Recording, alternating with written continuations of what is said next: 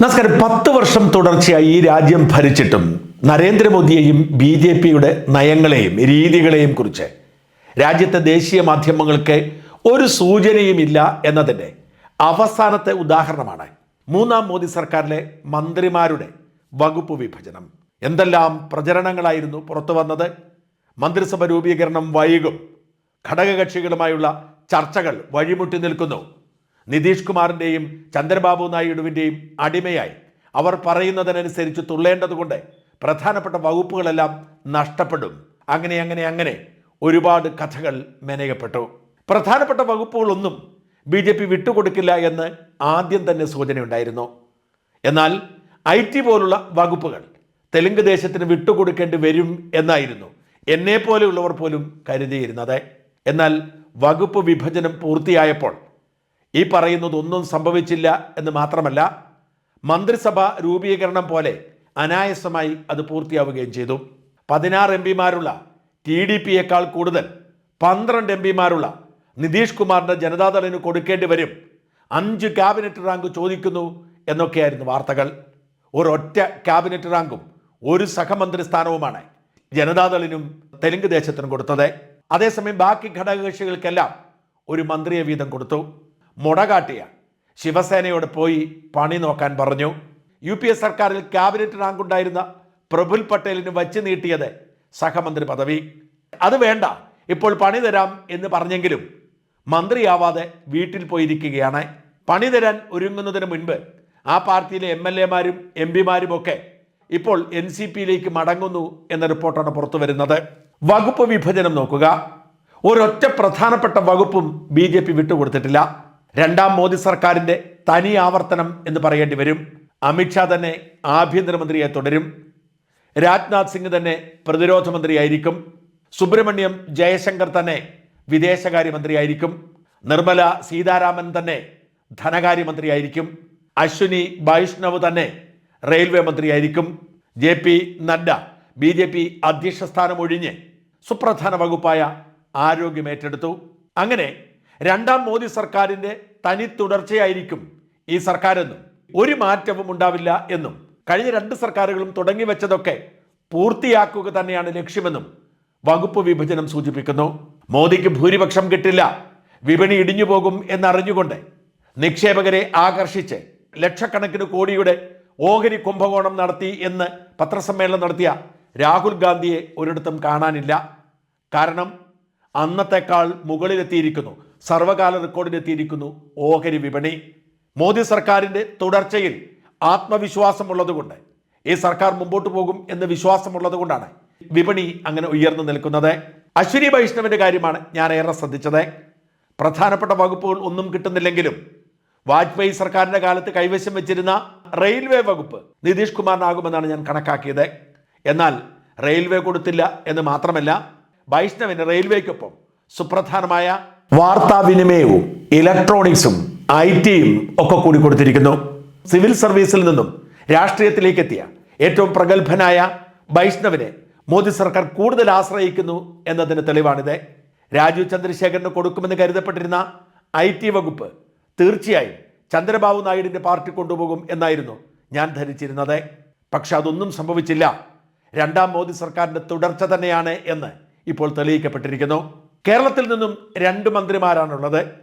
കൃത്യമായ രാഷ്ട്രീയ കണക്കുകൂട്ടലോടെയാണ് 2 മന്ത്രിമാർക്കും നിയമനം കൊടുത്തത്.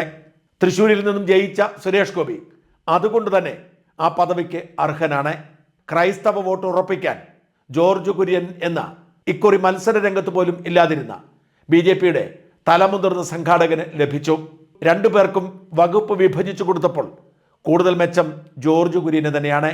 സുരേഷ് ഗോപിക്ക് സാംസ്കാരിക വകുപ്പുണ്ട് എന്ന് മനോരമ റിപ്പോർട്ട് ചെയ്യുന്നെങ്കിലും അത് സംബന്ധിച്ച് ഉത്തരവിൽ അങ്ങനെ പറയുന്നില്ല. സുരേഷ് ഗോപിക്ക് ലഭിച്ചിരിക്കുന്ന സഹമന്ത്രി സ്ഥാനം പെട്രോളിയം പ്രകൃതിവാതകം വകുപ്പിൻ്റെയും ടൂറിസത്തിൻ്റെയുമാണ്. പെട്രോളിയം പ്രകൃതിവാതകവും കേരളവും തമ്മിൽ ഒരു ബന്ധവുമില്ല. അതുകൊണ്ട് തന്നെ ആ വകുപ്പിൽ കഷ്ടപ്പെട്ട് പണിയെടുത്താലും സുരേഷ് ഗോപി അറിയപ്പെടാൻ പോകുന്നില്ല. ആകപ്പാടെ സുരേഷ് ഗോപിക്ക് തിളങ്ങാൻ കഴിയുന്നത് ടൂറിസത്തിൻ്റെ സാധ്യതകൾ ഉപയോഗിക്കുന്നത് വഴിയാണ്. മരുമകൻ മന്ത്രിയുമായി സഹകരിച്ച് കേരളത്തെ ഒരു ടൂറിസ്റ്റ് ഡെസ്റ്റിനേഷനാക്കി മാറ്റാൻ സുരേഷ് ഗോപിക്ക് ഒരുപക്ഷെ കഴിഞ്ഞെന്ന് വരാം. എന്നാൽ ദേശീയപാത നിർമ്മാണത്തിൻ്റെ ക്രെഡിറ്റൊക്കെ മരുമകൻ മന്ത്രി തട്ടിയെടുക്കുന്നത് പോലെ ടൂറിസം വളർച്ചയുടെ ക്രെഡിറ്റും മരുമകൻ കൊണ്ടുപോകാതെ സൂക്ഷിക്കണമെന്ന് മാത്രം. സുരേഷ് ഗോപി ആഗ്രഹിക്കുന്നത് തൃശ്ശൂരുകാർക്ക് വേണ്ടി എന്തെങ്കിലും ചെയ്യണമെന്നാണ്, സാധാരണക്കാരുടെ കണ്ണീരൊപ്പണമെന്നാണ്. ഒരു MP എന്നതിനപ്പുറത്തേക്ക് അതിനുള്ള സാധ്യത മന്ത്രി എന്ന നിലയിൽ സാധിക്കുമെങ്കിലും സുരേഷ് ഗോപിക്ക് ലഭിച്ചിരിക്കുന്ന വകുപ്പുകൾ വഴി അതിനുള്ള സാധ്യത കുറവാണ്. തൃശ്ശൂരിലെ ടൂറിസ്റ്റ് സാധ്യതകൾ ഉയർത്തുക എന്നതിനപ്പുറം കൂടുതലായി എന്തെങ്കിലും ചെയ്യാൻ കഴിയുമോ എന്ന് കണ്ടറിയണം. എന്നാൽ അപ്രതീക്ഷിതമായി മന്ത്രിയായ ജോർജ് കുര്യന് ലഭിച്ചിരിക്കുന്ന 4 വകുപ്പുകളും കേരളത്തിന് വേണ്ടി പലതും ചെയ്യാൻ കഴിയുന്നതാണ്. ന്യൂനപക്ഷ ക്ഷേമമാണ് ഏറ്റവും പ്രധാനപ്പെട്ടത്. കേരളത്തിലെ ക്രൈസ്തവ ന്യൂനപക്ഷങ്ങളുടെ പ്രതിനിധിയായി ജോർജ് കുര്യൻ മന്ത്രിസ്ഥാനത്തേക്ക് എത്തുന്നു. അതുകൊണ്ട് തന്നെ ന്യൂനപക്ഷ അവകാശങ്ങൾ ഏതെങ്കിലും ഒരു മതത്തിൽ മാത്രം കേന്ദ്രീകരിക്കാതെ എല്ലാ ന്യൂനപക്ഷങ്ങൾക്കും തുല്യമായി വിതരണം ചെയ്യാൻ ജോർജ് കുര്യന് നിലപാടെടുക്കാൻ കഴിയും. അതിന് ഗുണഭോക്താക്കളായി വരുന്നത് കേരളത്തിലെ ക്രൈസ്തവർ തന്നെയാവും. ക്രൈസ്തവ സമൂഹത്തിലേക്ക് ജോർജ് കുര്യനിലൂടെ ഇറങ്ങിച്ചെല്ലാൻ ഒരുപക്ഷെ ഈ മന്ത്രി പദവി കൊണ്ട് സാധിച്ചെന്ന് വരാം. ന്യൂനപക്ഷ വകുപ്പായതുകൊണ്ടും മുസ്ലിം സമുദായം മനഃപൂർവ്വം അകറ്റി നിർത്താൻ സാധ്യതയുള്ളതുകൊണ്ടും കേരളത്തിൽ അങ്ങോളം ഇങ്ങോളം ക്രൈസ്തവ സ്ഥാപനങ്ങളിലെ പരിപാടികളിലെ മുഖ്യാതിഥിയായി ജോർജ് കുര്യൻ പ്രത്യക്ഷപ്പെട്ടുകൊണ്ടിരിക്കാം. ഒപ്പം ലഭിച്ചിരിക്കുന്ന ശ്രദ്ധേയമായ മറ്റൊരു വകുപ്പ് ഫിഷറീസ് ആണ്. മത്സ്യത്തൊഴിലാളി മേഖലകളിൽ, തീരദേശ മേഖലകളിൽ BJPക്ക് സ്വാധീനമുറപ്പിക്കാൻ ഈ വകുപ്പ് വഴി സാധിക്കും. തിരുവനന്തപുരം ലോക്സഭാ മണ്ഡലത്തിലാണെങ്കിലും നെയ്യാറ്റിൻകരയും കോവളവും പാറശാലയും അടങ്ങിയ നിയമസഭാ മണ്ഡലങ്ങളിലാണെങ്കിലും ശോഭാ സുരേന്ദ്രൻ ഏറെ മുന്നേറിയ ആലപ്പുഴ മണ്ഡലത്തിലാണെങ്കിലും BJP ലക്ഷ്യമിടുന്ന കൊല്ലം ജില്ലയിലാണെങ്കിലും ഒക്കെ ഫിഷറീസ് വകുപ്പ് വഴി ഒരുപാട് കാര്യങ്ങൾ ചെയ്യാൻ കഴിയും. തിരുവനന്തപുരത്തെ മത്സ്യത്തൊഴിലാളി മേഖലകളിൽ മത്സ്യത്തൊഴിലാളികൾ നേരിടുന്ന സമാനതകളില്ലാത്ത പ്രശ്നങ്ങളുണ്ട്. ആ പ്രശ്നങ്ങൾക്കൊക്കെ പരിഹാരമുണ്ടാക്കാൻ കഴിഞ്ഞാൽ വോട്ടുറപ്പിക്കാൻ കഴിയുമെന്ന് BJPക്ക് അറിയാം. അതുകൊണ്ട് ഈ മേഖലകളിലൊക്കെ ഇടപെട്ട് വോട്ടുറപ്പിക്കാനും പേരെടുക്കാനും ജോർജ് കുര്യന് കഴിഞ്ഞെന്ന് വരും. മൃഗസംരക്ഷണവും ക്ഷീരവികസനവുമാണ് മറ്റ് 2 വകുപ്പുകൾ. ഇതും സാധാരണക്കാരായ മനുഷ്യർക്ക് കണ്ണീരൊപ്പാൻ, അവരോടൊപ്പം ചേർന്ന് നിൽക്കാൻ, അവരുടെ ഉൽപ്പന്നങ്ങൾക്ക് വില വർദ്ധിപ്പിക്കാൻ, അതിൻ്റെ പുതിയ വിപണി കണ്ടെത്താനൊക്കെ ജോർജ് കുര്യനിലൂടെ സാധിച്ചെന്ന് വരാം. ജോർജ് കുര്യന് ലഭിച്ചിരിക്കുന്ന 4 വകുപ്പുകളും സാധാരണക്കാർക്കിടയിലേക്ക് ഇറങ്ങിച്ചെല്ലാൻ സാധ്യതകൾ ഏറെയുള്ളതാണ്.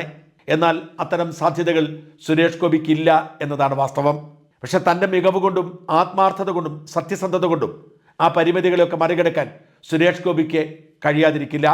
ജോർജ് കുര്യനാവട്ടെ എല്ലാവരെയും ഉൾക്കൊണ്ടുകൊണ്ട്, ആരോടും അഹന്ത കാട്ടാതെ, പ്രതിപക്ഷത്തെ പോലും അംഗീകരിച്ചുകൊണ്ട് ശാന്തനായി തൻ്റെ പണി ചെയ്യുമെന്ന് തീർച്ച. എന്ന് മാത്രമല്ല 5 വർഷം O രാജഗോപാലിൻ്റെ ഓഫീസർ ഓൺ സ്പെഷ്യൽ ഡ്യൂട്ടിയായി പ്രവർത്തിച്ച പരിചയം, ഉദ്യോഗസ്ഥരുമായുള്ള അടുത്ത ബന്ധം, ഇതൊക്കെ മന്ത്രി എന്ന നിലയിൽ ജോർജ് കുര്യന് ഗുണം ചെയ്യും. എങ്ങനെയാണ് ഒരു മന്ത്രി ഭരിക്കേണ്ടത്, എന്തൊക്കെയാണ് ഒഴിവാക്കേണ്ടത്, എവിടെയൊക്കെയാണ് ഇടപെടേണ്ടത് എന്ന് കൃത്യമായി മനസ്സിലാക്കിയ ജോർജ് കുര്യനെ തൻ്റെ ദൗത്യം ഭംഗിയായി നിറവേറ്റാൻ ഈ പരിചയം കാരണമാകുമെന്ന് തീർച്ച. സുരേഷ് ഗോപിയേക്കാൾ ഒരുപക്ഷെ ഈ മന്ത്രിസഭയിൽ തിളങ്ങാൻ പോകുന്നതും കയ്യടി നേടുന്നതും ജോർജ് കുര്യനായാൽ അത്ഭുതപ്പെടേണ്ടതില്ല.